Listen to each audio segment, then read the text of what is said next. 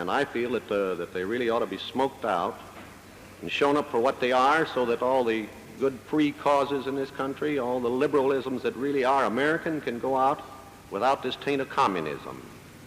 That's my sincere feelings on it. Hello and welcome to Bounding Into Comics. My name is John Trent. I'm the founder and editor-in-chief at Bounding Into Comics, and today I got a story about the latest rumor regarding the Walt Disney Company and how the company will soon attack its founder, Walt Disney, as a racist in order to make more money via communist China.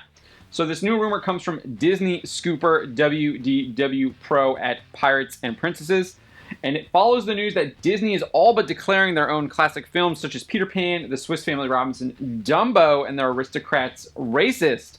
Messages accompanying all 4 of these films on Disney Plus read, "This program includes negative depictions and or mistreatment of people or cultures. These stereotypes were wrong then and are wrong now. Rather than remove this content, we want to acknowledge its harmful impact, learn from it, and spark conversation to create a more inclusive future together." We're going to hear that word a lot throughout this video, the word inclusive. That is the new Disney agenda.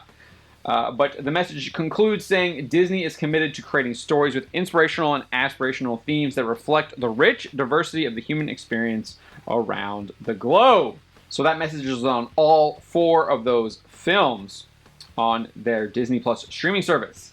The rumor also follows Disney Parks' announcement that they will be changing their Jungle Cruise ride at both Disneyland and Walt Disney World. In a post announcing the change, Disneyland Resort's Public Relations Director, Michael Ramirez, stated, "Today, we're excited to share that we are building on the story of the Jungle Cruise at both Disneyland Park at Disneyland Resort and Magic Kingdom Park at Walt Disney World Resort, to include new adventures that stay true to the experience we know and love, more humor, wildlife, and skipper heart, and also reflect and value the diversity of the world around us."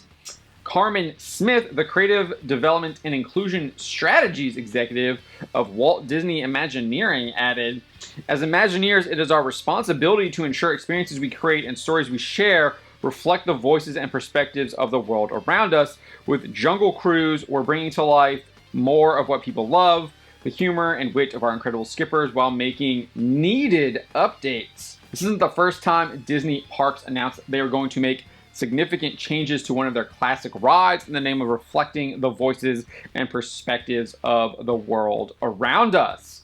One has to wonder what world they are exactly talking about, and whether that's what a lot of people think it is, or if it's bowing to communist China. My opinion, it's communist China, and we will get into that. But we're just going to keep going, providing some examples here of the changes that Disney has announced they're making throughout 2020 to their parks and their brand in general. So back in June 2020, they announced they would be reimagining Splash Mountain. Again, Michael Ramirez explained why they decided to change the ride. He said, "The approach to retheming or plussing attractions, as Walt Disney referred to it, begins with Imagineers asking the question, how can we build upon or elevate the experience and tell a fresh, relevant story? It's a continuous process that Imagineers are deeply passionate about, and with this long-standing history of updating attractions and adding new magic, the retheming of Splash Mountain is of particular importance today."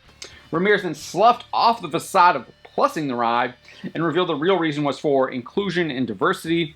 He said, "The new concept is inclusive," there's that word again, "one that all of our guests can connect with and be inspired by, and it speaks to the diversity of the millions of people who visit our parks each year." Carmen Smith would then confirm the real reason behind the change, saying, "We continually evaluate opportunities to enhance and elevate experiences for our guests. It's important that our guests be able to see themselves in the experiences we create. Because we consider ourselves constant learners, we go to great lengths to research and engage cultural advisors and other experts to help guide us along the way.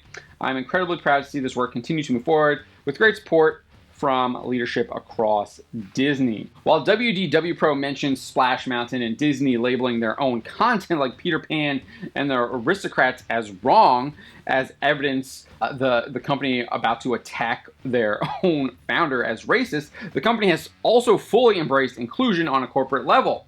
So now we're going to get into a couple more examples of this. In November 2020, Disney Parks chairman Josh D'Amaro announced the whole focus of their theme park division was to create, quote, a truly inclusive environment.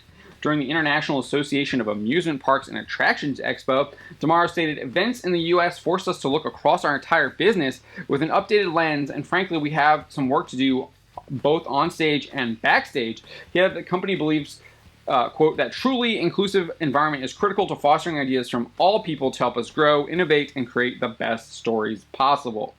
In September 2020, despite most of Disney's theme parks being shut down or in limited operation, the company announced they were adding a new inclusion key as part of their training for theme park cast members.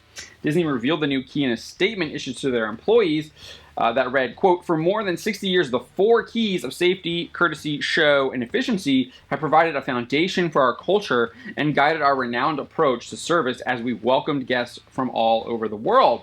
It continued, as we keep moving forward and working together to drive meaningful cultural change, we are introducing inclusion as a new key, and will be rolling out the 5 keys globally across the segment. This addition to the inclusion key came after Disney CEO Bob Chapek announced in an earnings call in August that the company had, quote, established diversity and inclusion pillars and would be moving toward, quote, greater representation and inclusion. While WDW Pro does not mention this, it lends even further credence to the Scooper's claim that the Walt Disney Corporation plans to throw the company's founder, Walt Disney, under the bus in their greedy pursuit of embracing communist China.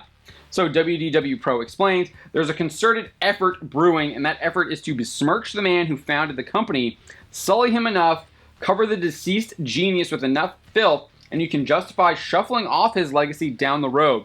It won't be this year, it probably won't be next year, but Walt's gotta go to get into China truly. In order to further support this claim, WDW Pro details that it doesn't make sense for Disney to describe its own content as racist if they don't also plan to call the person who produced that content, a racist. WDW Pro, referencing the Walt Disney Company's praise of communist China in their Mulan film, writes, it makes a lot of sense for a company that celebrates governments using concentration camps to do whatever it takes to get in the most fertile market in the world, but to fully get into China, you gotta ditch Walt.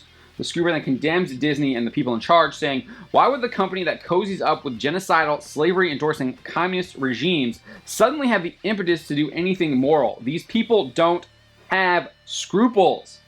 He goes on to point out that if they really took issue with the films like Peter Pan, they would completely remove them. WDW Pro states, if this were at all about the movies being tarnished by scenes that are no longer acceptable, they just remove the scenes or alter them. They've done that before. Scooper concludes, the fact they're carte blanche labeling their own heritage, their own classics, as racist and unworthy of viewing by children, well, they know what they're doing even if the general public doesn't quite yet.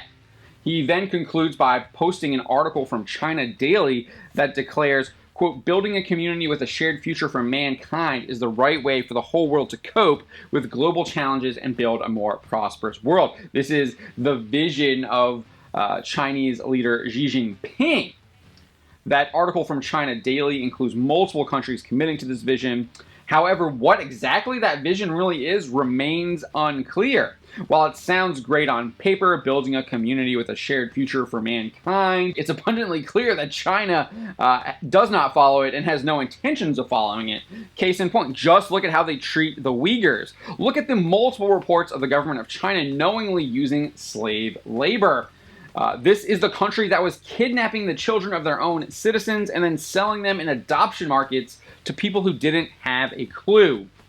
That doesn't really sound like building a community with a shared future for mankind. Or maybe it does. I don't want to be part of that shared future, though, because that is absolutely heinous and disgusting. It's also something that Walt Disney would never do. In fact, Disney condemned communists and expressed his hope they would be smoked out. While testifying in front of Congress, Walt Disney stated, quote, I don't believe it's a political party, I believe it's an un-American thing, referring to communists.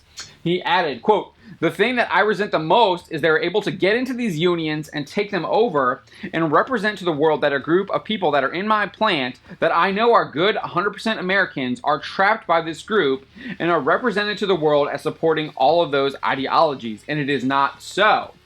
I feel that they really ought to be smoked out and shown up for what they are. So all the good free causes in this country, all the liberalisms that really are American, can go out without this taint of communism. That's my sincere feelings on it.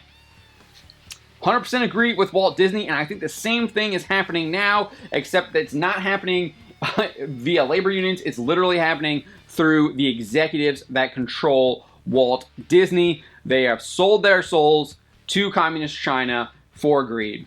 My name is John Trent, and you've been watching Bounty in the Comics. I'll have another video for you tomorrow.